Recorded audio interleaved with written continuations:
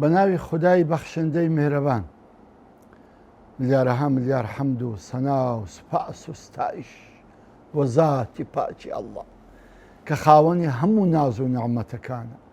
درود و سەڵات و سەلام بڕژێ بەسەر گیانی پاکی پێشەوامان، نووری چاو تازی سەرمان محەممەد الموستەفا صلى الله عليه وسلم، و لەسەر یار و یاوەرانی و لەسەر شوێن کەوتوانی تا ڕۆژی دوایی. خۆشەویستانم ئازیزانم، سەلام و ڕەحمەت و میهرەبانی خوای گەورە بڕژێ بەسەر دڵ و دەرونی هەمومان. خۆشحاڵم ئەو جارش لە بەرنامەکەی خۆتان ڕێگای گەیشتن بە خزمەت ئێوەی ئازوز و خۆشەویست شاد بوومەوە. ئەمڕۆ کە ئەچینە مەقامێکی تر لە مەقامەکانی عوبودیەت، ئەویش شکرە، سوپاس گوزاری خوای متعالە. ئازیزانی من، شکر ئەوەیە سوپاس گوزاری ئەڵڵابی جەلە وەعەلا کە ناز و نیعمەتی زۆر پێبەخشی و بزانی کە ئەم نیعمەتە خوا بە توی بەخشیوە، هەز بکەی بەو نیعمەتەی خوای گەورە و سوپاسی خوای گەورە لەسەر بکەی کە خوایە ئەلحەمدولله ئەو هەموو ناز و نیعمەتە و ئەو هەموو فەزڵ و چاکە لەگەرە من کردووە. بۆ ئەوەی ئەو شکرێت لێ قبول بکرێ و لێ بێتە جێ، پێویستت بە سێ شتە. یەکەمین دەبی ئەو شکرە، ئەو حەمد و سەنایە، ئەو سوپاس گوزاریەوە لە دڵت بی. دەبی لە دڵت بزانی کە ئەو نیعمەتە کەس ساحیبی نییە، تەنها خوا نەبی. وما بكم من نعمة فمن الله. هەرچی ناز و نیعمەتە هەیتت هەمووی خوای، یەک بەشەری نییە، کەس منەتی لەسەرت نییە، تەنها خوای متعال نەبی. ئەوەی چاکەشی لەسەر لەگەڵ کردووی، ئەوە هەر فەزڵی خوایە دڵی نەرم کردووە کە چاکەی لەگەڵت بکاتە.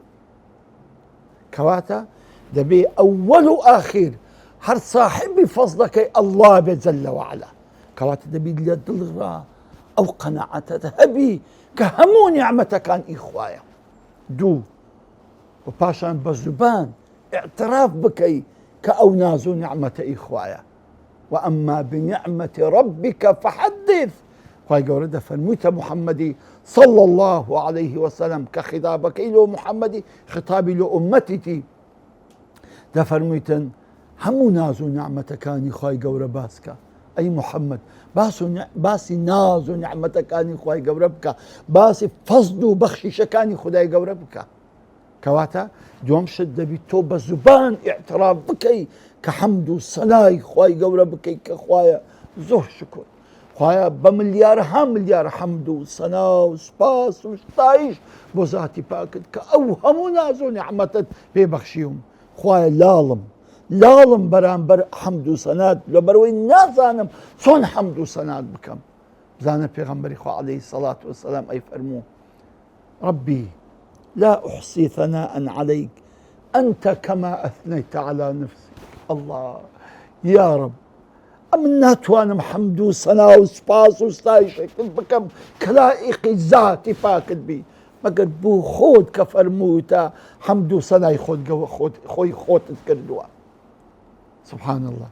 بزانە کەواتە دەبی خاڵی دووەم بە زوبان ئیعتراف بکەی بەو حەمد و سەنایە، بە زوبان بیڵێ.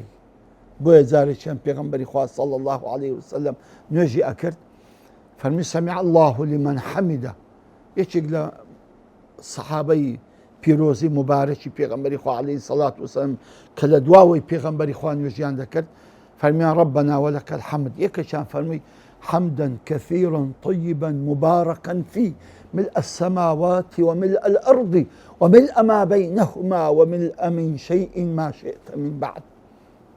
طبعا پێغەمبەری خوا عەلەیهی سەڵات وسەلام کە نوێژەکەی تەواو کرد فرمي من القائل شيبو أو هاي قود صحابك فرمي والله أنبهم يا رسول الله فرمي قسم بوكسي نفسي محمد بدستا سيو قصور ملائكة مديد هر هميان بقلا أو يان دنوسي كشيهان زوتر أو بقينا خواي قورة أو حمد وسنايا أو ندل لاي خواي قورة بو أو ندل لاي ملائكة كان بيروز بو سبحان الله زابوي مش حقا لنيوجا كان أو ذكري فير ببين سمع الله لمن حمد ربنا ولك الحمد حمدا كثيرا طيبا مباركا فيه ملء السماوات وملء الأرض حمد وسنايك بر بركات بر بيروزي بر باشي بقدر همو آسمان كان بقدر همو زوي بقدر بين آسمان وزوي بقدر شتيك وشوينك أخوة بخوي أزانيتن سبحان الله يعني حمد وسنايك أو ندفروانو أو ندزور بيتن عزيزان سيم خال لبو قبول بوني شكرك أويا أو نعمتي خوابي بخشي لجناحي سرفينكي أو نعمتي خوابي بخشي جناحي بينكي خوات ساوي بي بخشي ونيا قورتلين نعمته برو أواني كنا بنانا بزانن سن تمنى دكن خواي قورة توزك تروسكايتي لتساوي يكساو نكردو يكساو توزك تروسكايا هبا هبرك فيش أخويا بدي تبايا سبحان الله تو دو تساوي جواني قشت بي وهي بو همو نازو نعمتي خواي قورة أبيني نابي جناحي بيبكي سكو أقدتوي شكراني تساو بكي نابي جناحي شي بيبكي سكو خواي قورة نيدايك جناحي بيبكي خوا زباني دايه كبكي في خود بياني حالي خود دكي قصيدكي هموشتي ناو دلي خود دلي همو بيوستو احتياجاتي خود زي بزي دكي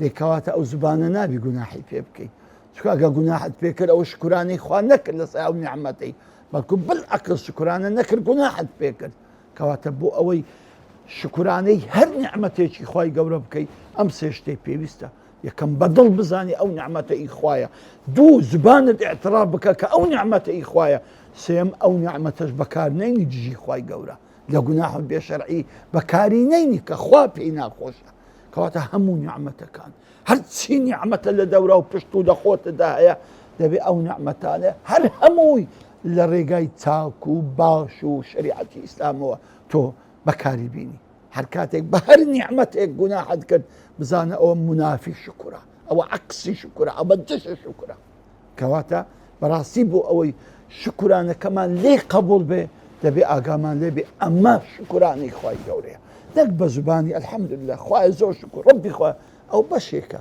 اي بدل اي قناعة الصد لصد اويا كبراسي اب شكر ام نعمة اخوايا تنها خواي جورا دايمي يعني لضلي خود داري والله او ساكي فلانيا او روح مبزي فلانيا فلان زجيبه من ستا فلان امني ببرهاتو فلان او ساكي لقى كردم راستا اما ده بيسباسي خلقي بكين من لم يشكر الناس لم يشكر الله بيغمر افرمي عليه الصلاة والسلام هر كسك سباس گزاري خلقي نبي سباس گزاري خواشنيا راستا بلام ام سباس گزاري هر اخوايا تقول خوا ضلي اوي نرم كركساك لقلمك كواتا وما بكم من نعمة فمن الله حتى نعمة تنها إخوايا بويدا بالله در أو قرار بديك أو نعمة تنها إخوايا نوك بزبان بري الحمد لله أخوايا زور شكرو لضل سباسي عمرو زيدي بكي طبعا زور خطرة كواتا بو أوي براسي الشكر كمان ليه قبول به أبي أمسي مرزيتي دابي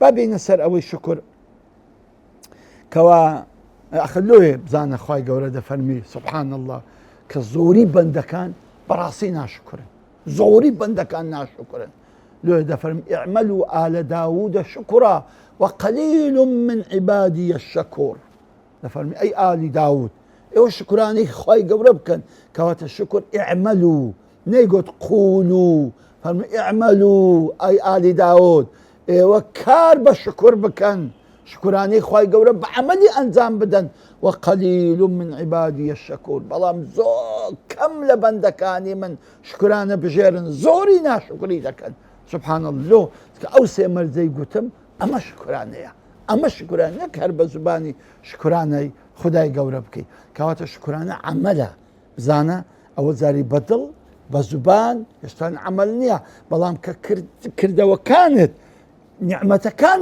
لە گوناح سەرم نەکردن ئەمە شکرانی حەقیقی خدای رب العالمینە. بە هەندێک باسی فەزل و گەورەی و شکر بکەین. طبعاً خوای گەورە خەڵکی کردیتە دوو بەش، سبحان الله، یان سوپاس گوزار یان کافر بە سوپاس گوزاری خوای گەورە. ئەوتە خوای گەورە دەفەرمی ئینا هەدەیناه السەبیل ئیما شاکرا و ئیما کەفورا.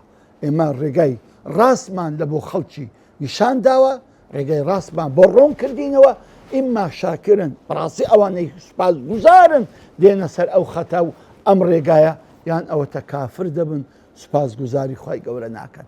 سبحانەکەوەتە خەڵک دوو بەشە، یان سوپاس گوزارن یان ئەوەتە پشت لە سوپاس گوزاری خوای دەکەن کە کوفری نعمەتی پێ دەڵێن. شتێکی تر هەر کاسێک ئینسان سوپاس گوزاری خوای گەورەی کرد، خوا ناز و نعمەتەکانی لێ زیاد دەکاتن. ئەوەتە خوای گەورە دەفەرمی وئیذ تەئەذەنە رەبوکم لئین شەکەرتم لەئەزیدەنەکم ولئین کەفەرتم ئین عەذابی لەشەدید. لەم ئەو ئاەتە زۆر عەزیمە. دەفەرمی خوای گەورە بڕیاری داوە هەر کاتێک ئێوە سوپاس گوزاری خوای گەورە بن، خوای گەورە نعمەتەکانتان لەسەر زیاد دەکا. لئین شەکەرتم ئەگە سوپاس گوزاری خوا بوون لەئەزیدەنەکم، خوا نعمەتەکانتان لە بۆ زیاد دەکاتن. ولئین کەفەرتم ئەگە سوپاس گوزاریتان نەکرد، خوا بە کوفری ناو بردووە ناسوپاس گوزاری، ناشکری بە کوفر ناو بردووە خوای متعال. دەفەرمێ ولئین کەفەرتم، یعنی ئەگە سوپاس گوزاری خواتان نەکرد، کوفرانەی نعمەتتان کرد، بزانن ئین عەذابی لەشەدید، بەڕاستی خوای گەورە عەذاب و تۆڵەی زۆر بە شیدەتە. کەواتە ئێمە بمانەوێ ئەو ناز و نعمەتانی خوای گەورە بیهێڵینەوە، ئەبێ بەڕاستی شکرانەی بکەن. بشکری تەدوم النعم، بە سوپاسکردنی خوای گەورە بەڕاستی نعمەتەکان بەردەوام دەبێت. هەر نعمەتێکت هەیە، هەر نعمەتێک بژمێرە کە بە ملیۆنەها نعمەتت هەیە، وئین تەعودوا نعمەت الله لا تحصوها. هەر ئەگەر دانیشی بژمێری نعمەتەکانی خوای هەر بە ژمار نایە. نعمەتی وا هەیە هەر عەقڵت لە بۆی ناسیتن. لەگەڵ ئەوەش ئەگەر بێ سوپاسی بتەوێ ئەم هەموو ناز و نعمەتە بمینێ، سوپاسی نعمەتەکانی خوای متعال بکە. سبحان الله، یەکێک لە ئیشەکانی شەیتانی، یەکێک لە ئیشەکانی شەیتانی ئەوەیە کە بێ بەندەکان ناشکر بکە، کە وایان لێ بکە سوپاسی نعمەتەکانی خوای گەورە دەکەن.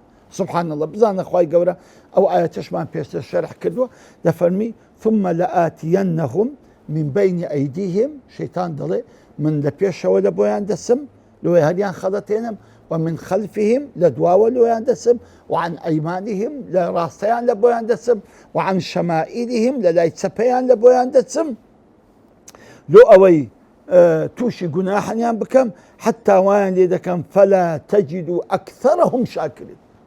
ئەنە بەخوای گەورە دەڵێتن شەیتان، دەڵێ من لە پێشەوە لە دواوە لە ڕاستەوە لە چەپەوە لە بۆ ئینسانەکان دەچم، وایان لێ دەکەم زۆربەیان شکرانی تو نەکەن، شکرانی ناز و نعمەتەکانن نەکەن. سبحان الله، دەبێ ئەمە زۆر ئاگادار بین. هەر کاتێک سوپاسی خوا نەکرد بزانە شەیتانە توێ هەرخەڵەتاندووە. هەر کاتێک سوپاسی خۆی گەورە لەبیر کرد بزانت تۆ بەجێی شەیتانت کردووە. ولا تجد ئەکثەرەهم شاکرین، وایان لێ دەکەم خوای زۆر بەیان شکرانە بژێری ناز و نعمەتەکانی تۆ نەبن. الله، بەڕاستی ئێمەوەمان لێهاتووە. دەزانی ئاگامان لە خۆ نییە و ڕێک کەتینە سەر خوتەی شەیتانی و ڕێک شەیتان ئێمە دژی خوا بەکاردەینی بۆ ئەوەی سوپاسگوزاری ناز و نعمەتەکانی نەکەین. بۆیە پێغەمبەری خوا عەلەیهی سەڵات وەسەلام ڕۆژێک معاذی کوڕی جەبەلی دیت کە زۆری خۆش دەویست، ئەوها دەستی لە ناو دەستینا، فەرمی یا معاذ والله إني لأحبك، فەرمی معاذ والله ئەتۆم خۆش دەوێ. الله، سەحابە هەشێت بوون، سبحان الله، هەموو خۆزیان خواست ئەو دەسە دەستی وان باە، هەموو خۆزیان خواست. ئەوە حەسوودی نییە، ئەوە غیبتەیە، یعنی تەمەنایان کرد کە ئەویش پیرۆزی بێ، بەڵام خۆزیە پێغەمبەری خوش ئەوەی بەمە کرد باە. فەرمووی یا معاذ نەکەی لە بیرکەی ئەن تەقولە دوبرە کولی سەڵاتین، لە پاش هەموو نوێژەکانتدا بڵێ اللهم أعني على ذكرك وشكرك وحسن عبادتك. خوایە تۆ پشت و پەنا و هاوکار و معینم بە کەسێشتان بە بەردەوەی بکەم. یەکەمین ذكر الزور بكم والشكر الزور بكم وزوانترين عبادتي شد بكم لكوات عزيزانم بو او ايمال لقروه شيطان وشيطان صفة كان نبين كسباس گزاري خداي قورنا كان با ايما بردوام لباس نيوجا كان ماندا او دعاء بكين اللهم اعنا على ذكرك وشكرك وحسن عبادتك بو توكلني بابتكي ان شاء الله ديمو خزمتان. السلام عليكم ورحمة الله وبركاته.